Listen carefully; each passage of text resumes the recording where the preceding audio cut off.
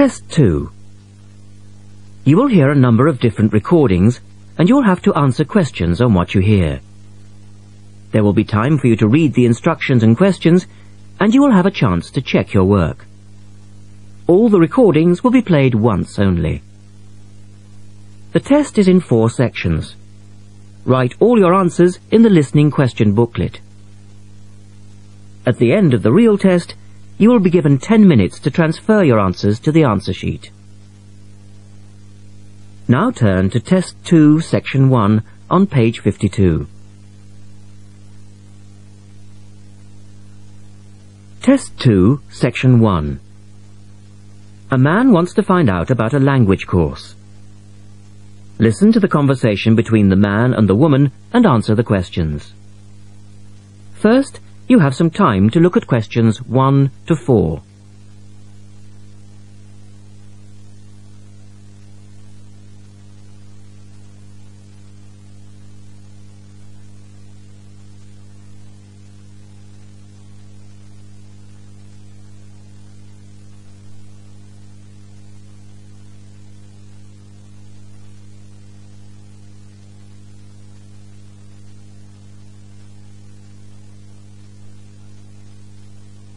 You will see that there is an example which has been done for you.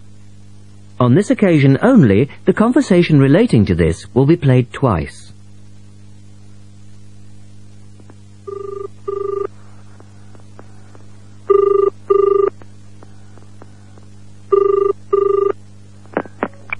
Good morning, University Language Centre. How can I help you? I'm interested in doing a language course. I did Mandarin last year, and now I'd like to do Japanese. The man says he would like to do a Japanese course, so the answer is C. Now we shall begin. You should answer the questions as you listen, because you will not hear the recording a second time. Listen carefully and answer questions 1 to 4.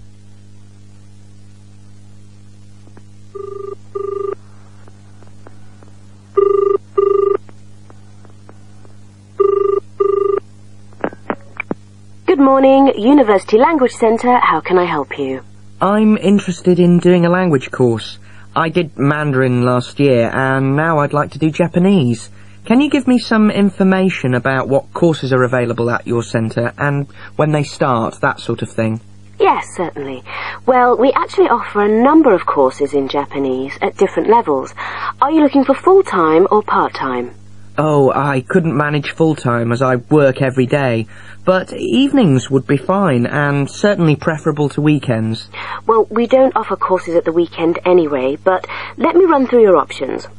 We have a 12-week intensive course, 3 hours, 3 nights a week. That's our crash course, or an 8-month course, 2 nights a week. I think the crash course would suit me best, as I'll be leaving for Japan in 6 months' time. Are you a beginner? Not a complete beginner, no. Well, we offer the courses at 3 levels. Beginners, lower intermediate and upper intermediate, though we don't always run them all. It depends very much on demand. I'd probably be at the lower intermediate level, as I did some Japanese at school, but that was ages ago. Right. Well, the next level 2 course begins on Monday the 12th of September. There are still some places on that one. Otherwise, you'd have to wait until January or March. No, I'd prefer the next course. The woman asks the man for some details about himself. Look at questions 5 to 10.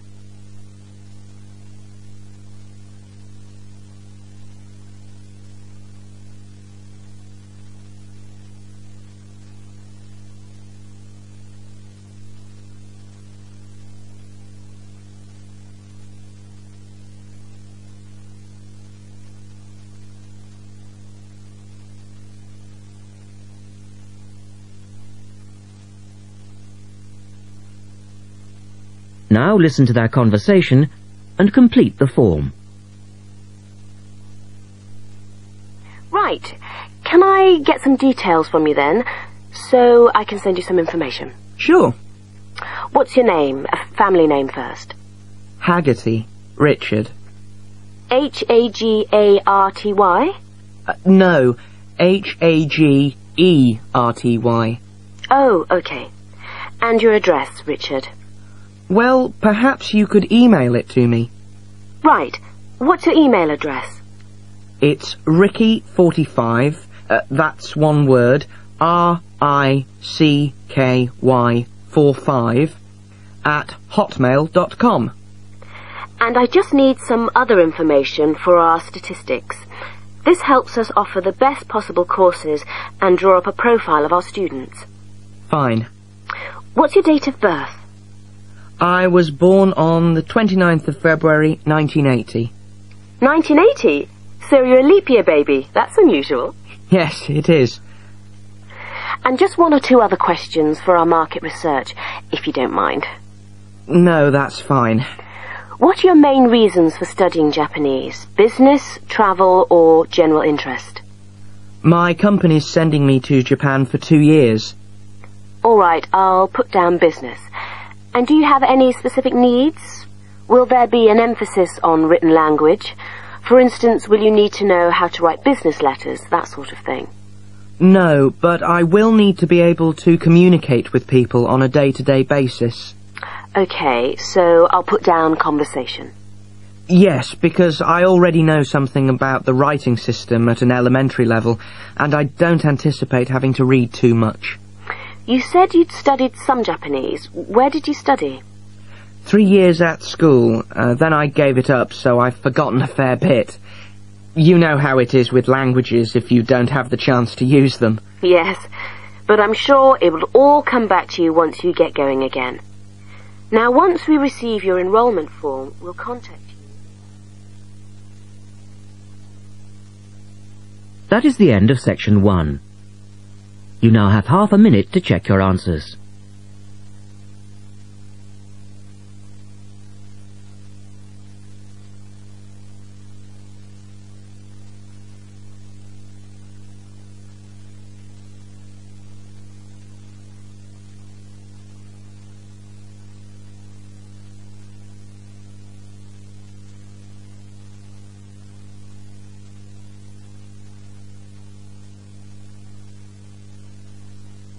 Now turn to section 2 on page 54.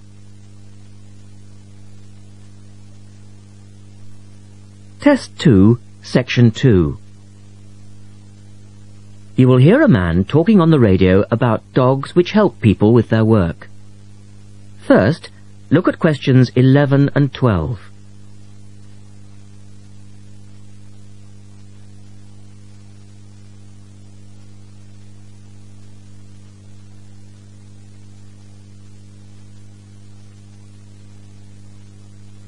As you listen to the first part of the talk, answer questions 11 and 12.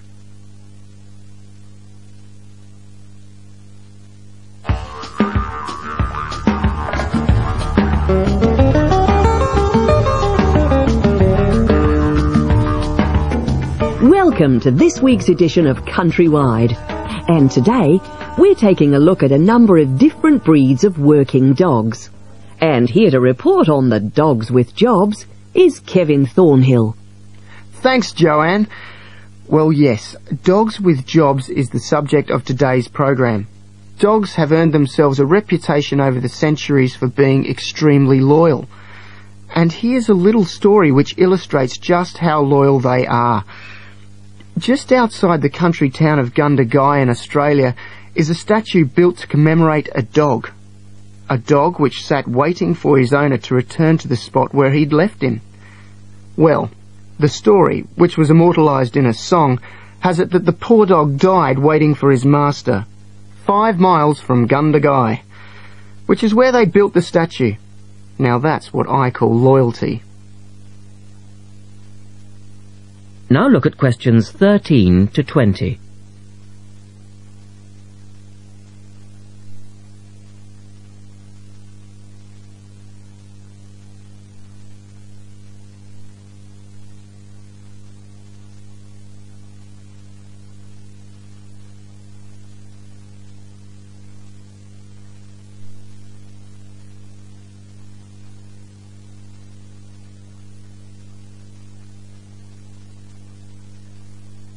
As the talk continues, complete the table for questions 13 to 20. Well, because of their loyalty and also their ability to learn practical skills, dogs can be trained to do a number of very valuable jobs. Perhaps the most well-known of working dogs is the Border Collie sheepdog. Sheepdogs which work in unison with their masters need to be smart and obedient, with a natural ability to herd sheep. Some farmers say that their dogs are so smart that they not only herd sheep, they can count them too. Another much-loved working dog is the guide dog, trained to work with the blind. Guide dogs, usually Labradors, need to be confident enough to lead their owner through traffic and crowds, but they must also be of a gentle nature. It costs a great deal of money to train a dog for this very valuable work, but the guide dog associations in the UK, America and Australia receive no government assistance, so all the money comes from donations. Another common breed of work dog is the German Shepherd. German Shepherds make excellent guard dogs and are also very appropriate as search and rescue dogs, working in disaster zones after earthquakes and avalanches. These dogs must be tough and courageous to cope with the arduous conditions of their work, and so that they can be sent anywhere in the world to assist in disaster relief operations, effective dogs and their trainers are now listed on an international database. When you arrive at an airport here, you may be greeted in the baggage hall by a detector dog, wearing a little red coat bearing the words "Quarantine." These dogs are trained to sniff out fresh fruit as well as meat, and even live animals hidden in people's bags. In order to be effective, a good detector dog must have an enormous food drive. In other words, they must really love their food. At Sydney Airport, where there are 10 detector dogs working full-time, they stop about 80 people a month trying to bring illegal goods into the country, and according to their trainers, they very rarely get it wrong. Another famous working dog is the husky.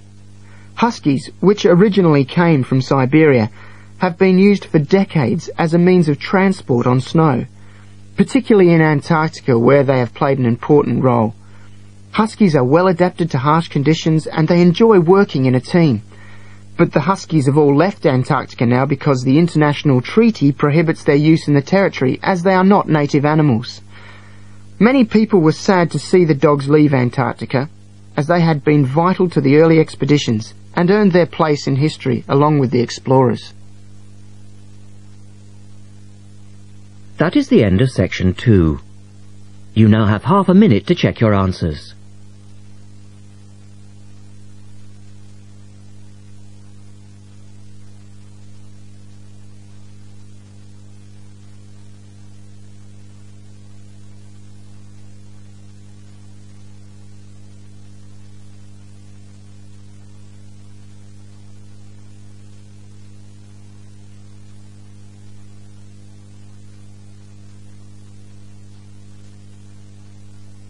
Now turn to section 3 on page 55.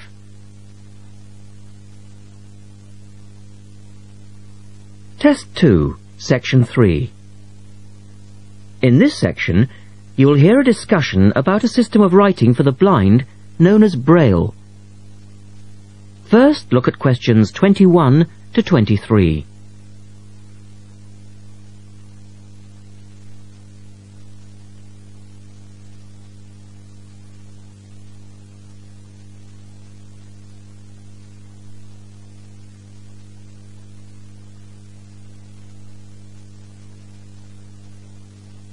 Now listen to the first part of the discussion and complete the notes for questions 21 to 23.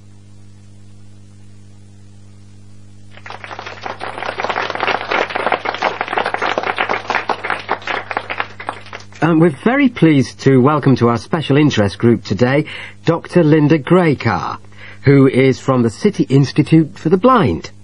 Linda is going to talk to us about the system of writing for the blind known as Braille. Linda, welcome. Thank you. Now, we'd like to keep this session pretty informal, and I know Linda won't mind if members of the group want to ask questions as we go along. Well, let's start with an obvious one. What is Braille, and where does it get its name from?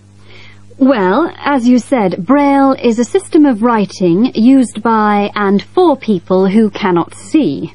It gets its name from the man who invented it, the Frenchman Louis Braille, who lived in the early 19th century. Was Louis Braille actually blind himself? Well, he wasn't born blind, but he lost his sight at the age of 3 as the result of an accident in his father's workshop. Louis Braille then went to Paris to the National Institute for Blind Children, and that's where he invented his writing system at the age of only 15 in 1824, while he was at the Institute. But he wasn't the first person to invent a system of touch reading for the blind, was he? No, another Frenchman had already come up with the idea of printing embossed letters that stood out from the paper, but this was very cumbersome and inefficient. Did Louis Braille base his system on the first one? No, not really. When he first went to Paris, he heard about a military system of writing using 12 dots. This was a system invented by an enterprising French army officer, and it was known as night writing. It wasn't meant for the blind, but rather for battle communications at night. That must have been fun. Look at questions 24 to 30.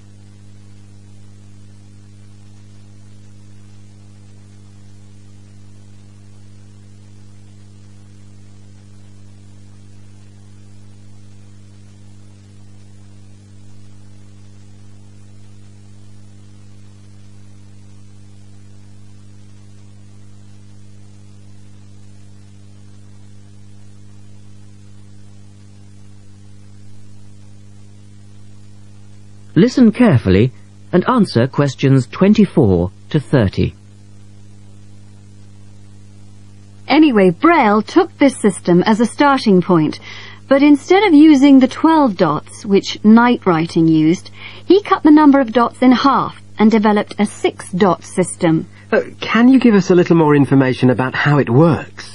Well, it's a system of touch reading, which uses an arrangement of raised dots called a cell.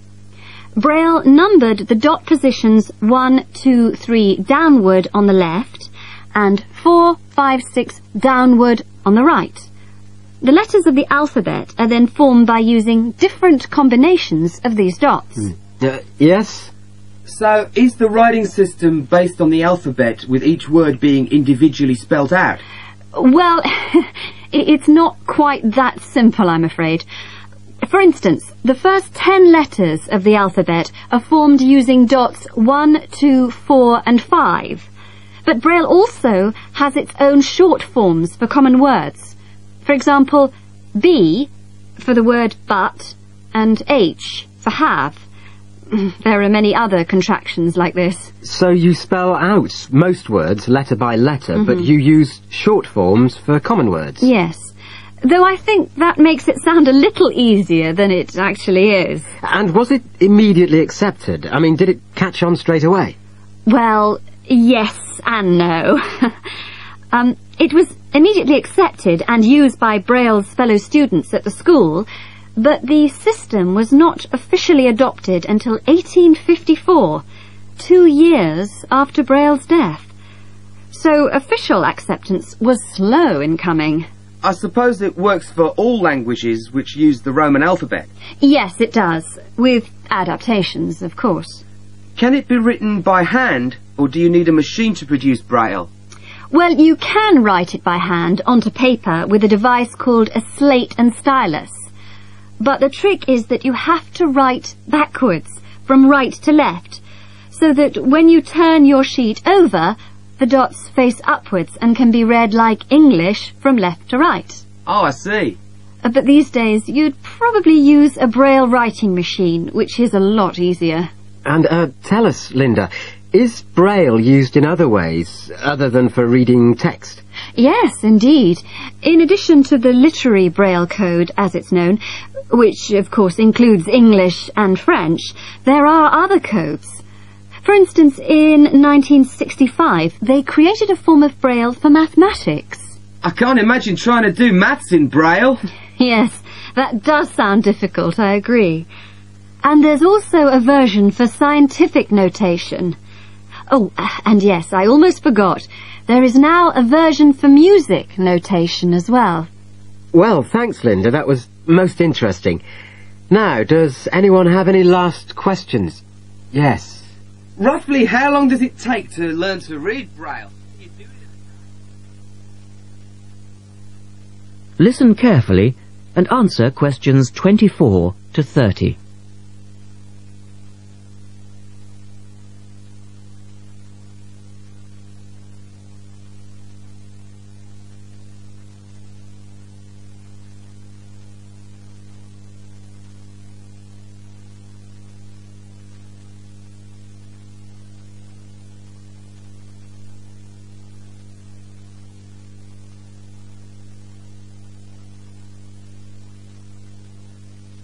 Now turn to section 4 on page 56.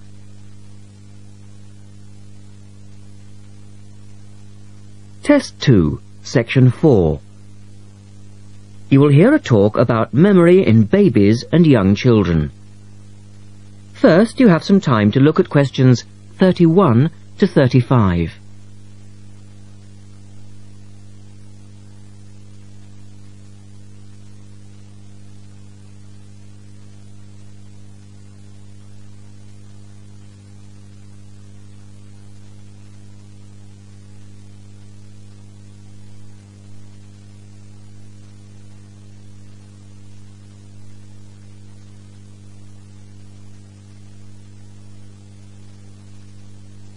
Now listen carefully and answer questions 31 to 35. We're going to look today at some experiments that have been done on memory in babies and young children. Our memories, it's true to say, work very differently, depending upon whether we are very old, very young, or somewhere in the middle. But when exactly do we start to remember things? And how much can we recall? One of the first questions that we might ask is, do babies have any kind of episodic memory? Can they remember particular events? Obviously, we can't ask them, so how do we find out? Well, one experiment that's been used has produced some interesting results. It's quite simple and involves a baby in its cot, a colourful mobile, and a piece of string. It works like this. If you suspend the mobile above the cot and connect the baby's foot to it with the string, the mobile will move every time the baby kicks. Now you can allow time for the baby to learn what happens and enjoy the activity. Then you remove the mobile for a time and reintroduce it sometime from 1 to 14 days later. If you look at this table of results, at the top 2 rows, you can see that what is observed shows that 2-month-old babies can remember the trick for up to 2 days, and 3-month-old babies for up to a fortnight. And although babies trained on one mobile will respond only if you use the familiar mobile, if you train them on a variety of colours and designs, they will happily respond to each one in turn.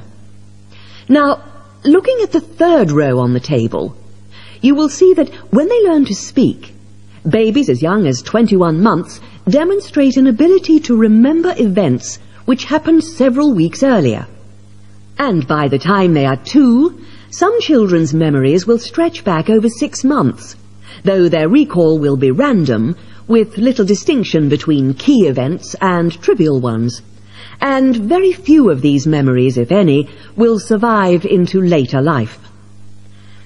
So, we can conclude from this that even very tiny babies are capable of grasping and remembering a concept. Look at questions 36 to 40.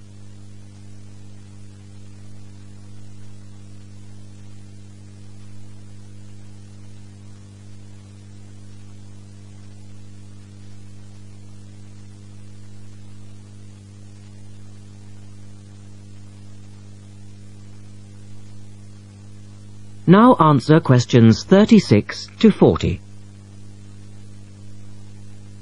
So, how is it that young infants can suddenly remember for a considerably longer period of time?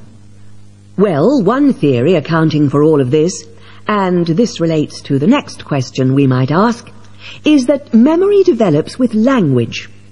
Very young children with limited vocabularies are not good at organizing their thoughts. Though they may be capable of storing memories, do they have the ability to retrieve them? One expert has suggested an analogy with books on a library shelf.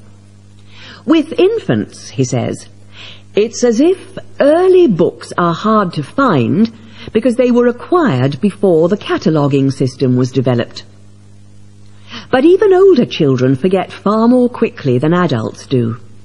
In another experiment, several 6-year-olds, 9-year-olds and adults were shown a staged incident. In other words, they all watched what they thought was a natural sequence of events. The incident went like this. A lecture, which they were listening to, was suddenly interrupted by something accidentally overturning. In this case, it was a slide projector. To add a third stage, and make the recall more demanding, this accident was then followed by an argument.